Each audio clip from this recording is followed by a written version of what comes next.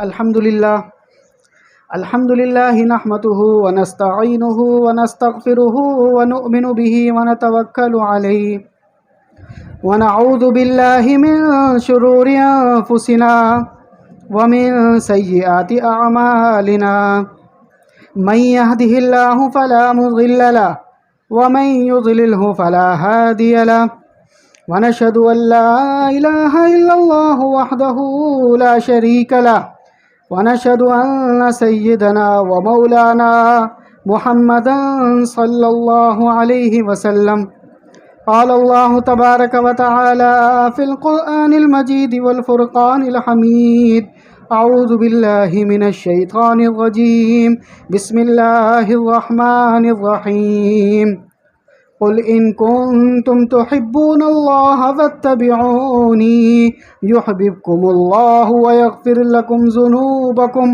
والله غفور رحيم وقال النبي صلى الله عليه وسلم النکاح من سنتی فمن رغب من سنتی فلیس منی او کما قال علیہ الصلاة والسلام صدق اللہ العظیم وصدق رسولہ النبی الکریم اللہم صل علی محمد وعلی آل محمد کما صلیت علی ابراہیم وعلى آل إبراهيم إنك حميد مجيد اللهم بارك على محمد وعلى آل محمد كما باركت على إبراهيم وعلى آل إبراهيم إنك حميد مجيد سبحانك لا علم لنا إلا ما علمتنا إنك أنت العليم الحكيم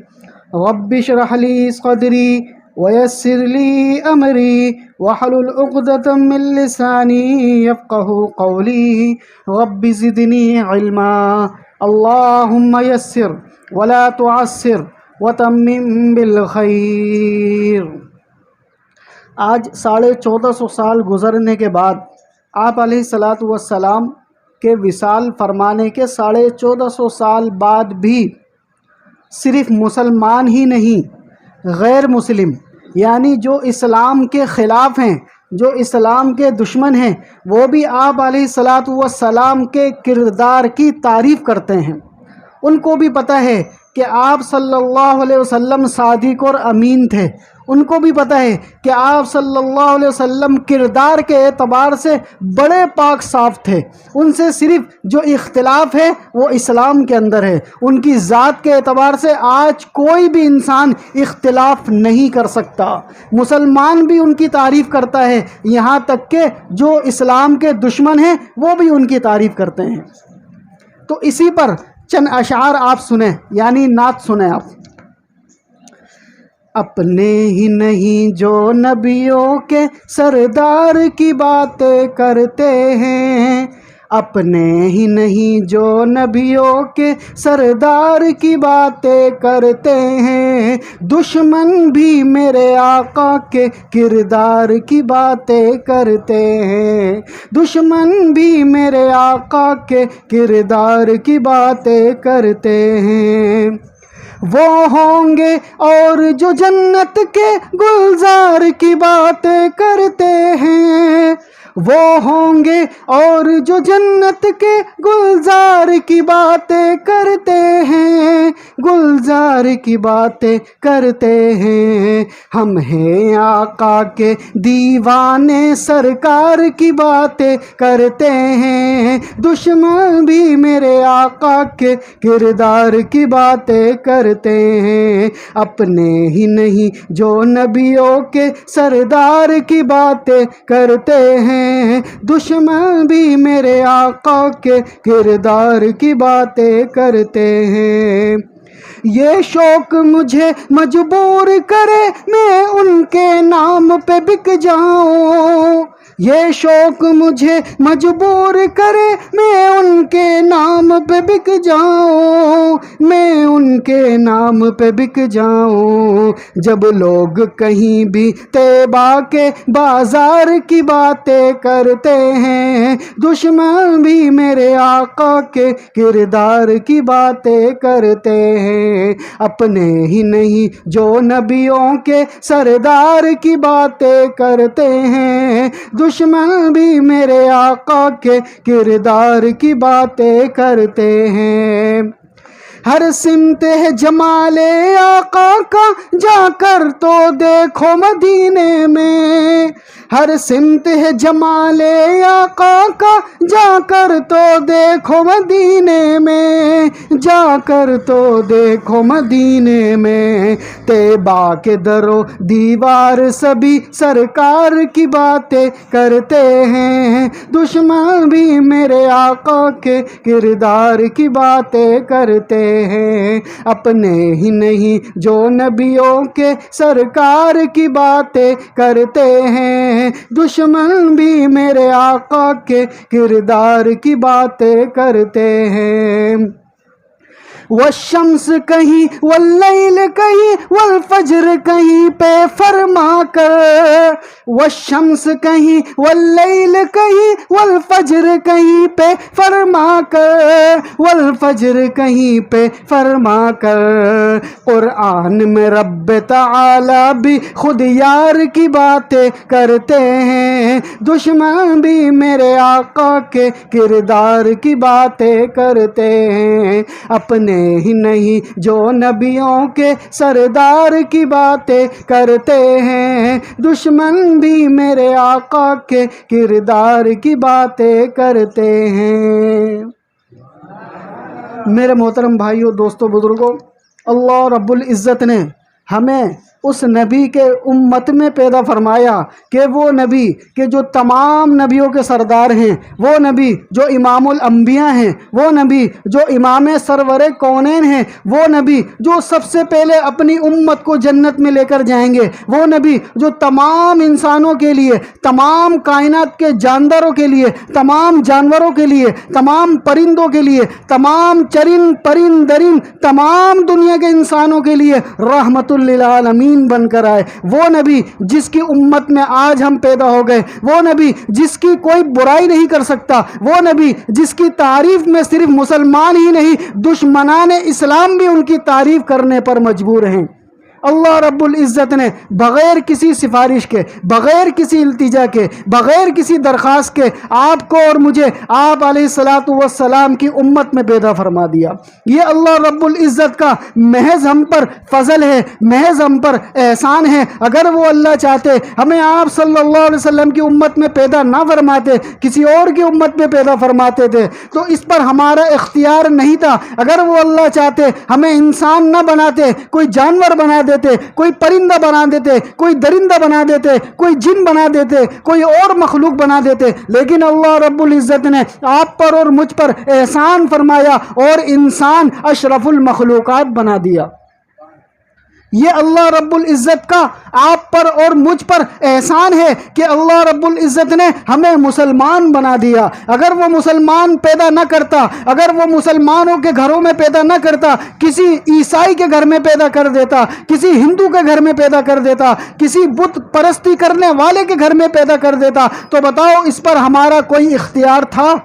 کوئی اختیار نہیں تھا۔ اللہ رب العزت نے ہم پر احسان فرمایا کہ ہمیں مسلمانوں کے گھر میں پیدا فرما دیا، اور اسی طرح اللہ رب العزت نے ہم پر مزید احسان فرمایا۔ جس وقت میں اور آپ پیدا ہوئے ہماری آنکھیں بھی صحیح تھی، جس وقت ہم پیدا ہوئے ہمارے کان بھی صحیح تھے، جس وقت ہم پیدا ہوئے ہمارے ہاتھ بھی دونوں سلامت تھے، جس وقت ہم پیدا ہوئے ہماری دونوں ٹانگیں بھی سلامت تھی، جس وقت ہم پیدا ہوئے ہمارا دماغ بھی کام کر رہا تھا، جس وقت ہم پیدا ہوئے ہمارا دل بھی دھڑک رہا تھا، جس وقت ہم پیدا ہوئے ہمارا پورا جسم اسی طرح خوبصورت طریقے سے اللہ نے بنا کر پیدا فرما دیا۔ اگر وہ اللہ چاہتے ہمیں پیدا نابینا بنا دیتے، ہمیں پیدائشی نابینا پیدا فرما دیتے تو ہم اس میں کیا کر لیتے؟ اگر وہ اللہ چاہتے ہمیں پیدائشی بہرا پیدا فرما دیتے ہم اس میں کیا کر لیتے؟ اگر وہ اللہ چاہتے ہمیں پیدائشی گونگا پیدا فرما دیتے تو ہم اس میں کیا کر لیتے؟ اگر وہ اللہ چاہتے ہمارا ایک ہاتھ پیدا نہ کرتے ہم اس میں کیا کر لیتے؟ اگر وہ اللہ چاہتے ہمارے دونوں ہاتھ نہ پیدا کرتے ہم اس میں کیا کر لیتے؟ اگر وہ اللہ چاہتے ہمیں لنگڑا پیدا کر دیتے ہم اس میں کیا کر لیتے؟ اگر وہ اللہ چاہتے ہمارا دماغ کام نہ کرتا ہم اس طرح اپاہج پیدا ہو جاتے، معذور پیدا ہو جاتے تو اس پر ہم کیا کر لیتے؟ کچھ کر سکتے تھے؟ کچھ بھی نہیں کر سکتے تھے۔ اللہ رب العزت نے احسان فرمایا، آپ کو اور مجھے تمام چیزوں کے ساتھ پیدا فرما دیا۔ ہر چیز آج اپنا کام کر رہی ہے، اللہ کے حکم سے کر رہی ہے۔ یہ آنکھیں دیکھنے کا کام اللہ کے حکم سے کر رہی ہیں، یہ کان سننے کا کام اللہ کے حکم سے کر رہے ہیں، یہ ہاتھ پکڑنے کا کام اللہ کے حکم سے کر رہے ہیں، یہ ٹانگیں چلنے کا کام اللہ کے حکم سے کر رہی ہیں، یہ دماغ سوچنے کا کام اللہ کے حکم سے کر رہا ہے، یہ زبان بولنے کا کام اللہ کے حکم سے کر رہی ہے، اور یہ دل و دماغ کا دھڑکنا اور یہ دل و دماغ کا چلنا اور یہ پورے جسم کا کام کرنا اور یہ پھیپڑوں کا کام کرنا اور یہ پورے جسم کا حرکت کرنا، یہ سب اللہ کے حکم سے ہو رہا ہے۔ یہ سب اللہ کے حکم سے ہو رہا ہے۔ جس دن اللہ کا حکم نکل گیا، جس دن اللہ کا حکم آ گیا، یہ آنکھیں ہوں گی لیکن دیکھ نہیں پائیں گی، یہ کان ہوں گے لیکن سن نہیں پائیں گے، یہ زبان ہوگی لیکن بول نہیں پائے گی، یہ ہاتھ پیر سلامت ہوں گے لیکن چل نہیں پائیں گے۔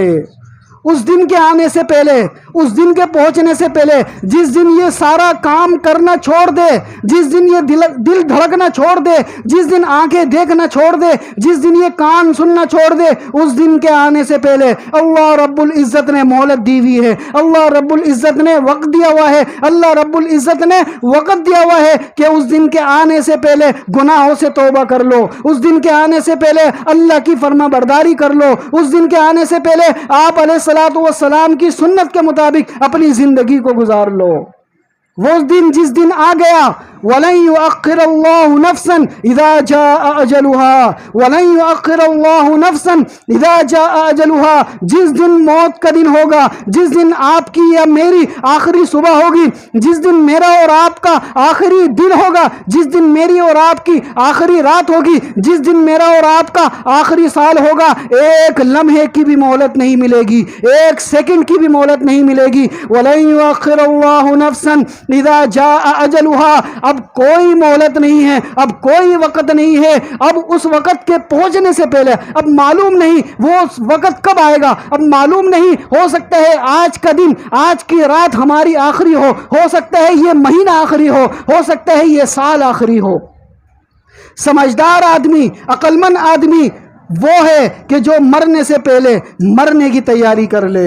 سمجھدار آدمی وہ ہے جو موت سے پہلے موت کی تیاری کرے۔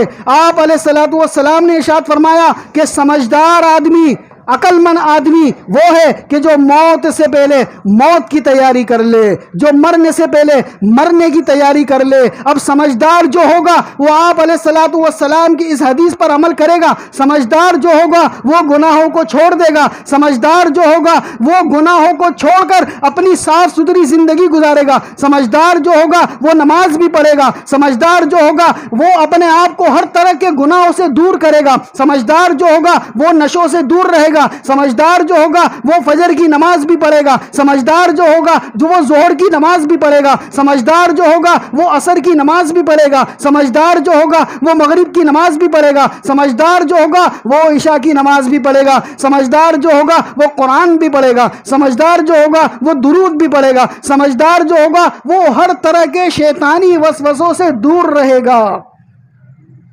اور جو سمجھدار نہیں ہوگا وہ آج بھی اسی طرح آپ صلی اللہ علیہ وسلم کے احکامات کو، آپ علیہ السلام کی سنتوں کو آج بھی اسی طرح نظر انداز کرے گا، آج بھی سنے گا ضرور، یہاں سے سنے گا، یہاں سے نکالے گا، لیکن ایک دن ایسا آئے گا، ایک وقت ایسا آئے گا کہ جب اللہ رب العزت کے سامنے وہ کھڑا ہوگا تو انسان سے فرشتے کہیں گے کیا تمہارے پاس کوئی بتانے والا نہیں آیا تھا؟ کیا تمہیں کسی نے بتایا نہیں تھا؟ کیا تمہیں کوئی بتانے والا نہیں آیا تھا؟ وہ کہے گا ہاں میں نے سنا تھا، ہاں مجھے معلوم تھا، اس کے باوجود میں نے غفلت کی، اس کے باوجود میں گناہوں کی زندگی گزار کر آ گیا۔ وہ شیطان کے وسوسوں میں آ کر اپنے آپ کو ہمیشہ کے لیے ناکام کر کے چلا جائے گا۔ تو آپ نے سمجھدار بننا ہے یا بیوقوف بننا ہے؟ سمجھدار بننا ہے یا بیوقوف بننا ہے؟ سمجھدار وہ ہے کہ جو نمازوں کو ان کے وقت پہ پڑھے گا، سمجھدار وہ ہے کہ جو گناہوں سے دور رہے گا، سمجھدار وہ ہے جو نشوں سے دور رہے گا۔ تو میرے محترم دوستو، اللہ رب العزت کا احسان ہے کہ آج میں اور آپ یہاں پر موجود ہیں، اللہ کے گھر میں موجود ہیں، اللہ کی فرما برداری کرنے کے لیے یہ باتیں آپ سن رہے ہیں، یہ قرآن و حدیث کی باتیں آپ سن رہے ہیں۔ کتنے ہی دنیا میں اس وقت، کتنے ہی کراچی میں اس وقت ایسے مسلمان ہیں کہ جو آج جمعے کی نماز سے بھی محروم ہے، جو آج اس وقت جمعے کی نماز سے بھی محروم ہے۔ کوئی کہاں پر مصروف ہے، کوئی کہاں پر مصروف ہے، کوئی نشوں میں مست ہے، کسی کو ہوش ہی نہیں ہے، وہ آج بھی محروم ہے۔ اللہ رب العزت نے ہم پر احسان فرمایا، اپنے گھر میں بلایا، اپنے گھر میں بٹھایا۔ اس پر اللہ کا ہم شکر ادا کریں۔ اللہ کا شکر ادا کرنا کیا ہے؟ دل میں یہ نیت کریں کہ یا اللہ میں نے جتنے گناہ ابھی تک آج تک کیے میں اس سے توبہ کرتا ہوں، اور آئندہ کوئی بھی گناہ، آئندہ کوئی بھی نماز جان بوجھ کر نہیں چھوڑوں گا۔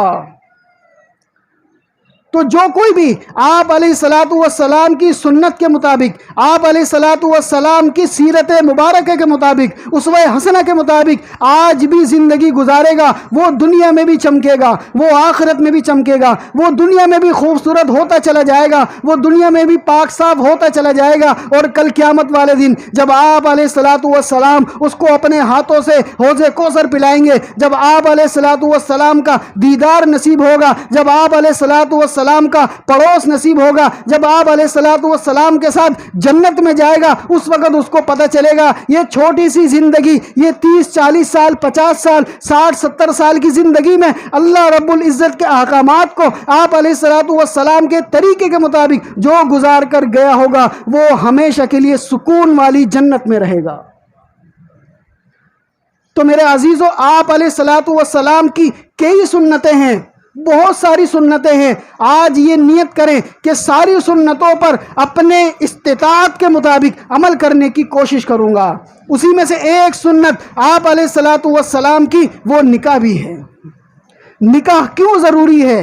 نکاح کیوں کرنا چاہیے؟ اگر یہ نکاح نہ ہو، اگر یہ شادی نہ ہو تو دنیا کے اندر فساد پیدا ہو جائے۔ اگر یہ نکاح نہ ہو، اگر یہ شادی نہ ہو تو انسان ایک دوسرے سے زنا کرنے لگ جائے، انسان ایک دوسرے سے جانوروں کی طرح، نہ ماں بہن کی تمیز ہو، نہ بیٹی کی تمیز ہو، کوئی تمیز نہ ہو۔ جس طرح جانور پیدا ہوتے ہیں، ان کو نہیں ہوتا پتہ کہ کون ماں، ان کو نہیں پتہ ہوتا کہ کون بیٹی، کون بہن، ان کا کوئی رشتہ نہیں ہوتا۔ جانور بھی اپنی حاجت پوری کرتا ہے، جانور بھی اپنی خواہش پوری کرتا ہے، لیکن جانور میں اور انسان میں ایک فرق ہے کہ انسان کو اللہ رب العزت نے فرمایا یہ نکاح کرتا ہے، یہ شادی کرتا ہے، اور اس شادی کی برکت سے، اس نکاح کی برکت سے جو اولاد پیدا ہوتی ہے وہی اولاد اس کے لیے صدقہ جاریہ بنتی ہے۔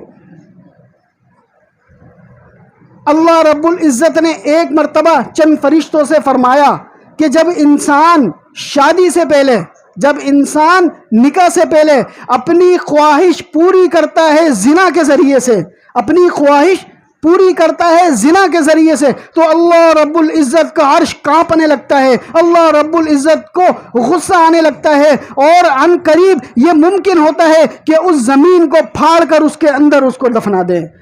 اور یہ سمندر اللہ سے دعا کرتے ہیں کہ یا اللہ یہ زمین پر رہ کر، آپ کی زمین پر رہ کر زنا کر رہا ہے، یہ سمندر دعا کرتا ہے کہ یا اللہ آپ ہمیں حکم دے دیں، ہم ان کے اوپر چڑھ جائیں، ہم ان کے اوپر چڑھ جائیں۔ یہ زمین اللہ سے التجا کرتی ہے، یا اللہ یہ زنا کر رہا ہے، آپ مجھے حکم دیں میں اس کو نگل لوں۔ یہ آسمان اللہ سے التجا کرتا ہے، یا اللہ یہ آپ کی زمین پر زنا کر رہا ہے، آپ مجھے حکم دیں میں ان کے اوپر گر جاؤں۔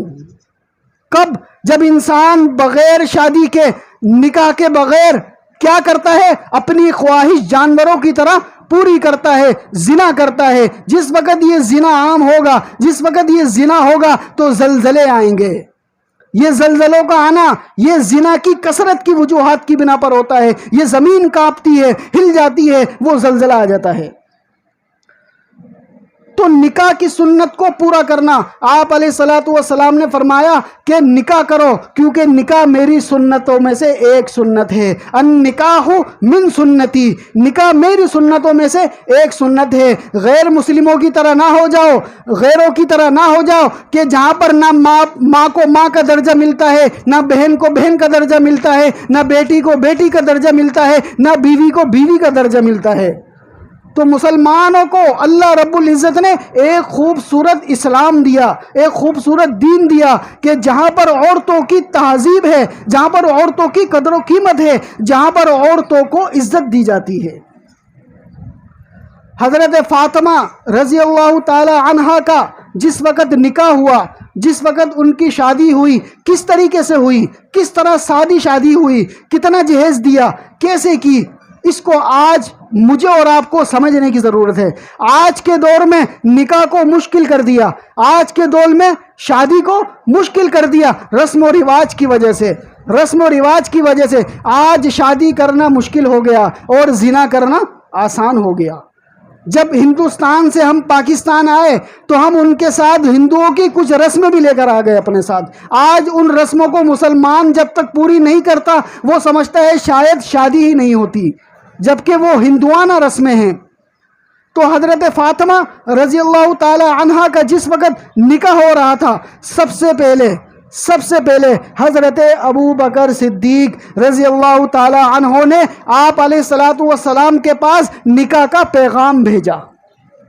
آپ علیہ الصلوۃ والسلام نے معذرت فرمائی اور فرمایا کہ اے ابو بکر، آپ میری بیٹی سے عمر میں بڑے ہیں، آپ میری بیٹی سے عمر میں بہت ہی زیادہ بڑے ہیں، آپ کی عمر میں اور حضرت فاطمہ رضی اللہ تعالی عنہا کی عمر میں بہت زیادہ فرق ہے، اس لیے میں معذرت کرتا ہوں۔ اس کے بعد چند دنوں کے بعد حضرت عمر فاروق رضی اللہ تعالی عنہ کا نکاح کا پیغام آیا۔ آپ علیہ الصلوۃ والسلام نے ان سے بھی معذرت فرمائی اور یہی کہا کہ آپ کی عمر میں اور میری بیٹی فاطمہ کی عمر میں بہت زیادہ فرق ہے، اس لیے میں معذرت خواہ ہوں۔ اس کے بعد چند دنوں کے بعد حضرت علی رضی اللہ تعالی عنہ کی طرف سے نکاح کا پیغام آیا۔ اب حضرت علی رضی اللہ تعالی عنہ کی اس وقت عمر 21 سال کی تھی، 21 سال کی تھی۔ آپ میں سے کتنے ہیں جو 21 سال کے ہو چکے؟ 21 سال کی ان کی عمر تھی، اور حضرت فاطمہ رضی اللہ تعالی عنہا کی جو عمر مبارک تھی وہ تھی 15 سال 6 مہینے، 15.5 سال، یعنی 15.5 سال کی حضرت فاطمہ رضی اللہ تعالی عنہا اور حضرت علی رضی اللہ تعالی عنہ 21 سال کے۔ آپ علیہ الصلوۃ والسلام نے یہ نکاح کا پیغام قبول کیا اور اللہ رب العزت کے حکم کے مطابق ان دونوں کا نکاح منعقد کر دیا۔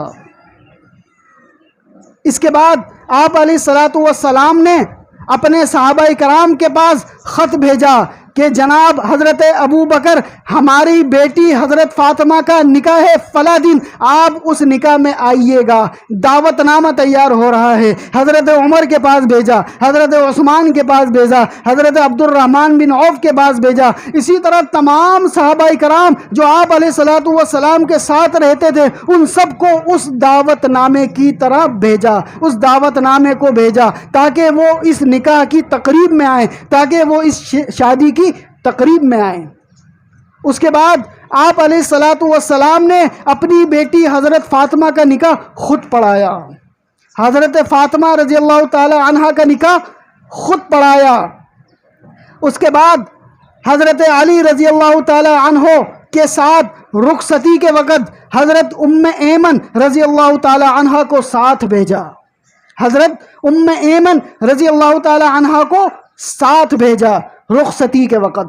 اس کے بعد آپ علیہ الصلوۃ والسلام اپنی بیٹی فاطمہ اور اپنے داماد حضرت علی رضی اللہ تعالی عنہ کے گھر میں گئے اور فرمایا، اے علی، ایک پانی کا پیالہ لے کر آؤ، یعنی پانی لے کر آؤ۔ حضرت علی رضی اللہ تعالی عنہ پانی لے کر آئے، ایک پیالے میں پانی لے کر آئے۔ آپ علیہ الصلوۃ والسلام نے اس پانی کے اندر اپنا لعاب مبارک ڈالا، اپنا لعاب مبارک ڈالا، اور اس پر قل اعوذ برب الفلق، قل اعوذ برب الناس، یہ دونوں صورتیں پڑھ کے دم کیا، اور اس پر سے کچھ پانی اپنی انگلیوں پر لیا اور یوں چھڑکا، اور حضرت فاطمہ رضی اللہ تعالی عنہا کے اوپر بھی چھڑکا، ان کی پیٹھ پر بھی چھڑکا، حضرت علی رضی اللہ تعالی عنہ کے سینے مبارک پر بھی چھڑکا، اور آپ صلی اللہ علیہ وسلم نے اللہ رب العزت سے یہ دعا فرمائی کہ اے اللہ، میری اس آل میں، میری اس بیٹی فاطمہ کے لیے، میرے اس بیٹے حضرت علی کے لیے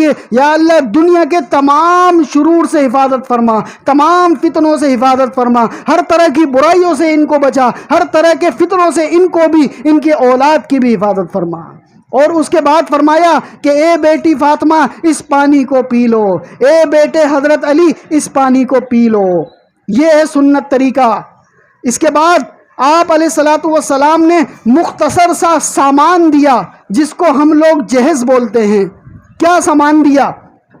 ایک روایت میں آتا ہے کہ آپ علیہ الصلوۃ والسلام نے ایک پلنگ دیا جس کو چارپائی بھی کہتے ہیں، ایک پلنگ دیا، چارپائی دی ایک عدد، اور 4 عدد گدے دیے، گدے، اور 2 عدد بازو بند، چاندنی کی بازو بند چیزیں دی، اور اسی طرح ایک تکیہ دیا، ایک تکیہ دیا، اور اسی طرح پانی بھرنے کے لیے ایک مشکیزہ دیا جس کو ہم مٹکا بولتے ہیں، اسی طرح پانی پینے کے لیے ایک پیالہ دیا، اور اسی طرح آٹا گوندنے کے لیے ایک چکی دی، اور یہ جہیز مکمل ہو گیا، اور یہ جہیز مکمل ہو گیا۔ کیا کیا دیا؟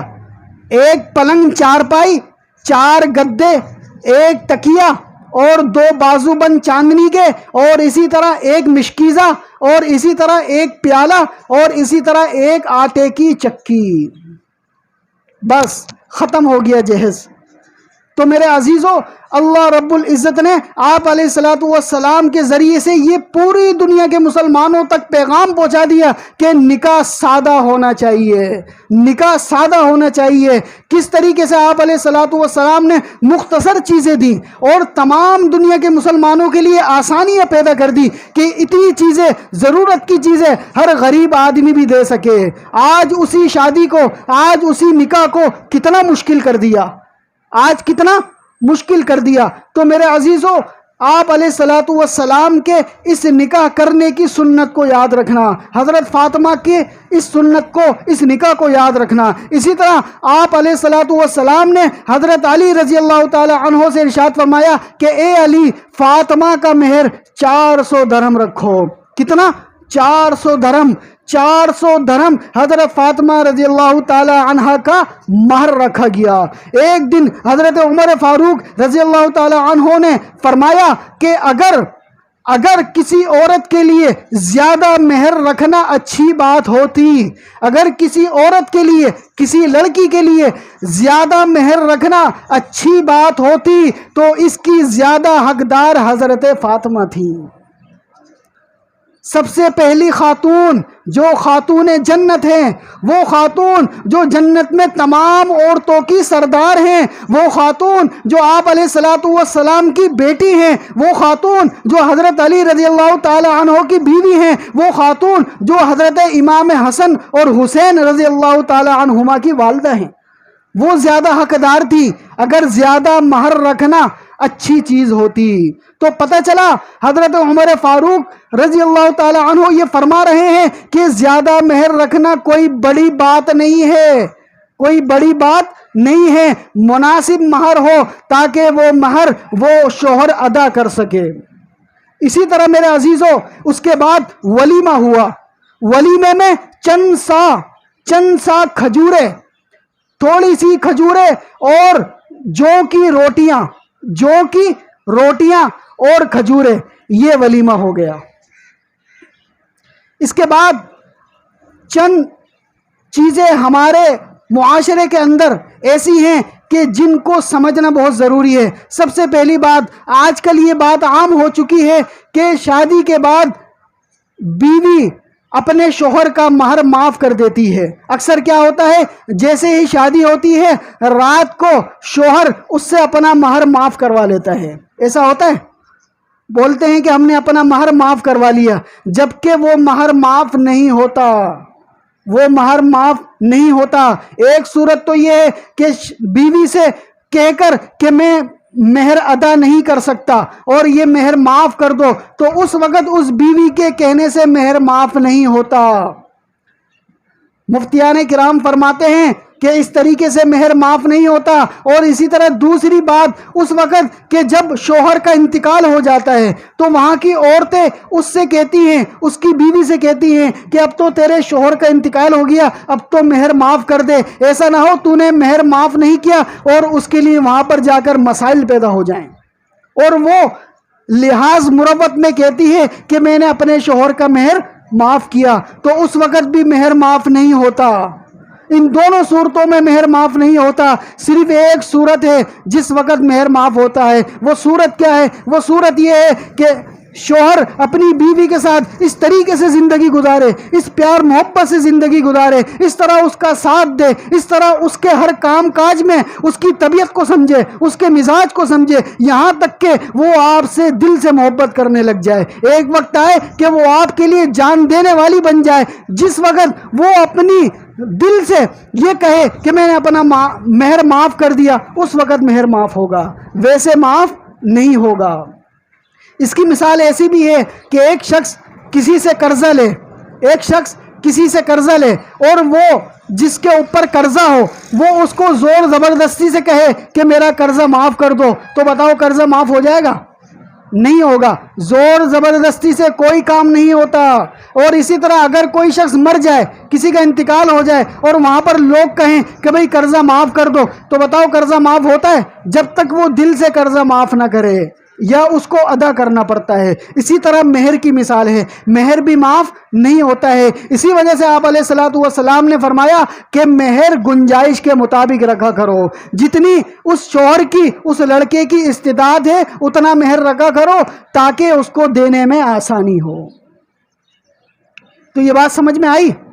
کتنی باتیں ہو گئیں؟ کتنی باتیں ہو گئیں؟ کسی کو یاد ہوا؟ نکاح سے متعلق کتنی باتیں ہو گئیں؟ جی، پہلی بات، حضرت فاطمہ رضی اللہ تعالی عنہ کا نکاح کس نے پڑھایا؟ حضور اکرم صلی اللہ علیہ وسلم نے۔ سب سے پہلے نکاح کا پیغام کس نے بھیجا؟ حضرت ابو بکر صدیق رضی اللہ۔ اس کے بعد کس نے بھیجا؟ حضرت عمر فاروق۔ اس کے بعد کس نے بھیجا؟ ہاں، پھر وہ نکاح کس نے پڑھایا؟ آپ علیہ الصلوۃ والسلام نے۔ نکاح میں جہیز کتنا تھا؟ جی اب اس کے اندر، یہ پورے واقعے کے اندر چند باتیں نوٹ کرنے کی ہے۔ پہلی بات، جس وقت شادی ہونے لگتی ہے، جس وقت نکاح ہونے لگتا ہے، تو اس واقعے سے یہ پتہ چلا کہ نکاح کا پیغام لڑکے والوں کی طرف سے جائے گا۔ نکاح کا پیغام لڑکے والوں کو بھیجنا چاہیے، لڑکی والوں کو نہیں بھیجنا چاہیے۔ اگرچہ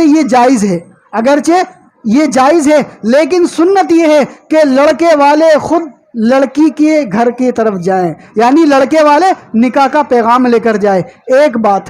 دوسری بات، آپ علیہ الصلوۃ والسلام نے اپنی بیٹی حضرت فاطمہ رضی اللہ تعالی عنہا کے نکاح کے وقت عمر کا خیال رکھا۔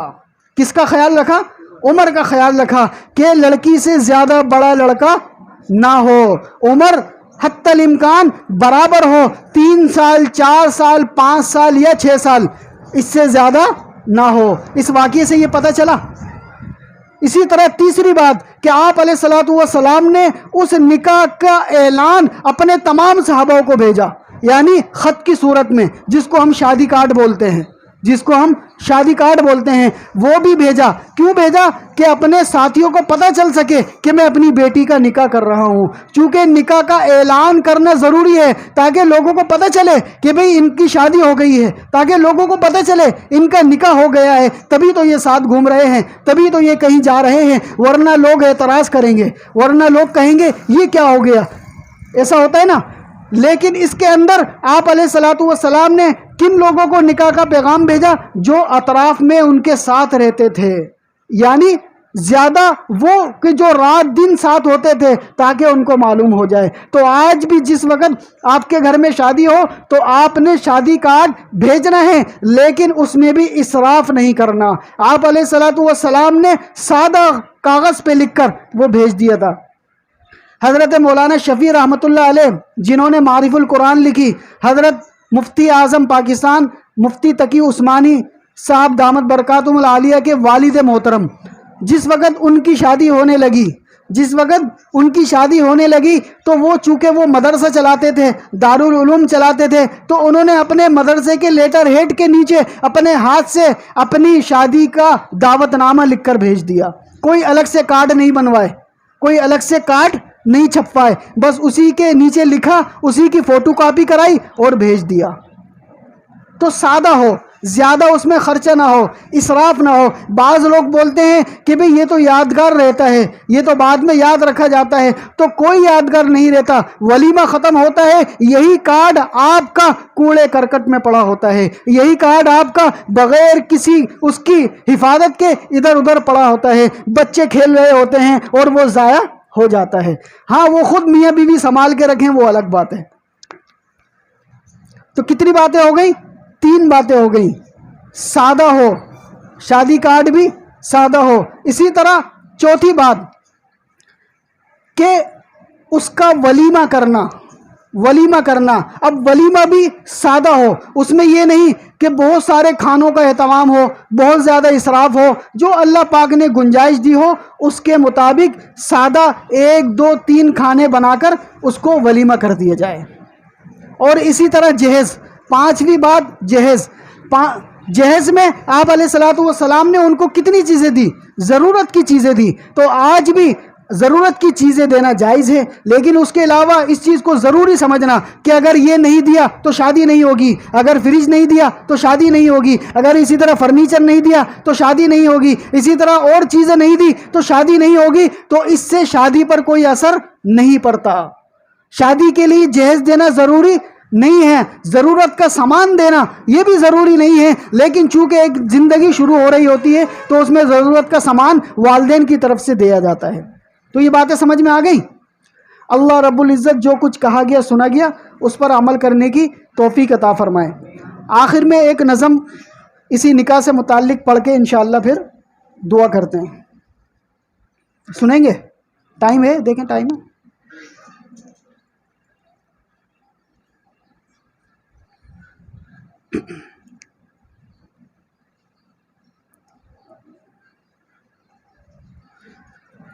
اللہ اکبر، استغفر اللہ۔ اللہ کے رسول کی سنت نکاح ہے، انسان کے بقا کی ضمانت نکاح ہے۔ اللہ کے رسول کی سنت نکاح ہے، انسان کے بقا کی ضمانت نکاح ہے۔ تنہائی میں اداس بہت رہتا ہے یہ دل، تنہائی میں اداس بہت رہتا ہے یہ دل، اس بے قرار دل کی یہ راحت نکاح ہے، اس بے قرار دل کی یہ راحت نکاح ہے۔ اللہ کے رسول کی سنت نکاح ہے، انسان کے بقا کی ضمانت نکاح ہے۔ اللہ نے نکاح کو آسان بنا دیا، اللہ نے نکاح کو آسان بنا دیا، سچ پوچھئے تو واقعی برکت نکاح ہے، سچ پوچھئے تو واقعی برکت نکاح ہے۔ اللہ کے رسول کی سنت نکاح ہے، انسان کے بقا کی ضمانت نکاح ہے۔ جو لوگ اس نکاح سے بیزار ہیں بہت، جو لوگ اس نکاح سے بیزار ہیں بہت، ان کو خبر نہیں ہے کہ رحمت نکاح ہے، ان کو خبر نہیں ہے کہ رحمت نکاح ہے۔ اللہ کے رسول کی سنت نکاح ہے، انسان کے بقا کی ضمانت نکاح ہے۔ اسلام نے دلائی ہے شادی کو اہمیت، اسلام نے دلائی ہے شادی کو اہمیت، اللہ کی طرف سے عنایت نکاح ہے، اللہ کی طرف سے عنایت نکاح ہے۔ اللہ کے رسول کی سنت نکاح ہے، انسان کے بقا کی ضمانت نکاح ہے۔ وہ ہے گناہ گار جو شادی ہی نہ کرے، وہ ہے گناہ گار جو شادی ہی نہ کرے، قرآن نے کہا ہے کہ عفت نکاح ہے، قرآن نے کہا ہے کہ عفت نکاح ہے۔ اللہ کے رسول کی سنت نکاح ہے، انسان کے بقا کی ضمانت نکاح ہے۔ رہبانیت جو کرتے ہیں وہ ڈھونگ کرتے ہیں، رہبانیت جو کرتے ہیں وہ ڈھونگ کرتے ہیں، دنیا میں ہر کسی کی ضرورت نکاح ہے، دنیا میں ہر کسی کی ضرورت نکاح ہے۔ اللہ کے رسول کی سنت نکاح ہے، انسان کے بقا کی ضمانت نکاح ہے۔ اللہ رب العزت جو کچھ کہا گیا سنا گیا اس پر عمل کرنے کی توفیق عطا فرمائے۔ وما توفیقی الا باللہ۔